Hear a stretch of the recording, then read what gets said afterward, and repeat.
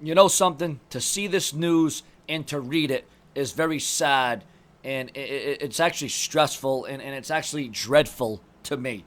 WWE Monday Night Raw scores its lowest viewership, according to Wrestling Inc., in history. Now, I was at last night's Monday Night Raw. I saw it. I felt it. It was intense. It was volatile. It was memorable. The fans were loud. The fans were on all night long, whether it was chants towards the superstars or chants towards the Red Sox, the Patriots, the Bruins, whatever it was. The fans were loud. They were invested. They were interested.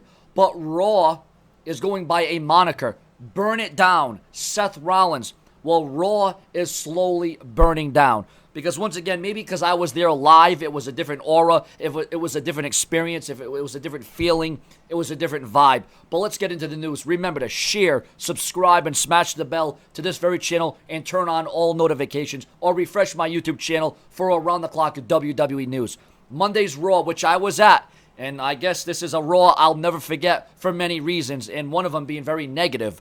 Monday's Raw featuring the final Red Brain hype for Extreme Rules. And this is with a pay-per-view on the horizon, folks, with Drew McIntyre versus Seth Rollins in the main event drew 2.470 million viewers. This is down an astonishing 8.8% from last week's 2.707 million viewers, and a new viewership low for 2018.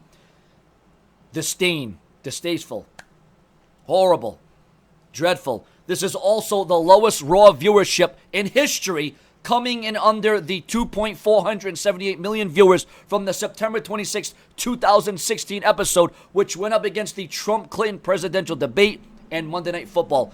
And what can the WWE blame this time? And I know a lot of people are going to say, well, it's not about the ratings, it's not about this, it's not about that. Well, when you got to deal with the USA Network, when you got to deal with upcoming with Fox, you got to answer to this at one point. The WWE has to recognize this. Remember, SmackDown's going to be taken over as the flagship show. Maybe WWE's putting Raw on the back burner, but they can't do that. Raw has been at the forefront for many years now. For this week's show, the first hour drew 2.582 million viewers. Last week's hour drew 2.641 million.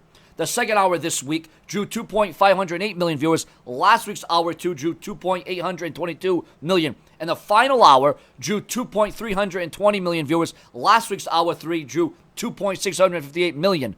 Raw was actually number 4 for the night in viewership on cable, behind Hannity, Tucker Carlson, Tonight, and the Ingram Angle. Raw was number 2 in the 18 to 49 demographic for the second week in a row, behind Love and Hip Hop. Hannity topped the viewership on cable television with 5.817 million viewers. The Bachelorette drew 5.677 million viewers on broadcast TV in the 8 p.m. hour. Viewers and subscribers, this is very sour. Do you think I want to tell you this? Do you think I want to read this? Do you think I'm happy about this? Do you think that this gives me a smile, a chuckle? Do you think this gives me a laugh? Do you think this gives me a good feeling in the pit of my stomach? I went to this Raw. I thought this Raw was exciting. I thought it was entertaining. I thought it was one of the better Raw. Raw has been on a good track over the last several weeks. I find that Monday Night Raw has been good. But once again, viewers and subscribers, while we have been seeing a little bit more storytelling, a little bit more backstage angles, it's still not up to par. And it may never, ever, ever be up to par, because you've got a creative team that is in they're in over their head. Or they're not in the know. They don't know what's going on. They don't have the gist. They don't have the knowledge. They don't have the backing. They don't have the history. I don't know what it is. All I know is there's an Extreme Rules pay-per-view coming up. Extreme times call for extreme measures. And until the WWE product changes, and once again, this is without a Raw Universal Champion. This is without your top guy. This is once again, and I say it over and over and over. What are they fighting for? What's at stake? What's the challenge? What's the predicament? We have no Raw Universal Champion. If Brock and when Brock Lesnar is there, how does the WWE utilize Brock Lesnar? They feature him in one segment for 1 hour, one time, and that's it. You never see Brock Lesnar ever again. I don't know.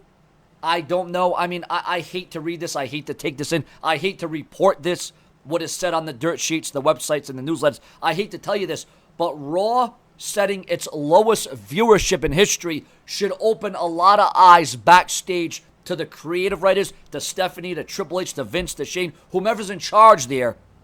It's time to wake up. Because it seems like the only time the WWE invests time, strategy, and planning into their storytelling is around SummerSlam, WrestleMania, Royal Rumble, Survivor. That wasn't the case in the Attitude Era. Each and every week. And it's not just about creative. It's not just about Vince. It's about there's no competition. There's no one breathing down the WWE's backside. At this point, viewers and subscribers, we have seen everything there is to see in professional wrestling. Really? Well, I beg to differ. Your comments and your opinions, more to come from the brash and brazen. I will never be understaken. I will never be mistaken to keep it prolific, consistent, and dedicated. What are your thoughts? And did you think Raw was that bad of a show to score its lowest rating, its lowest viewership in history? This is what you get when you rely on the same match after match after match with no reason, no storytelling, no strategy, no commitment. Why do we watch Monday Night Raw? Why do you want to keep us tuned in? What is the deal? Subscribe. More to come. Stay tuned. The Brash. Sean's View.